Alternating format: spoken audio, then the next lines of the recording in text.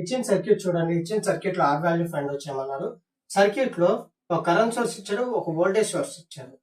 అయితే ఇక్కడ ఒక నోడ్ వోల్టేజ్ వి ఉంది. ఈ నోడ్ వోల్టేజ్ వి కావాలంటే ఈ బ్రాంచ్ లో ఫ్లో అయ్యే కరెంట్ ఇంటూ రెసిస్టెన్స్ చేయాలి. V is equals to 1 into 12 is equals to 12 volts.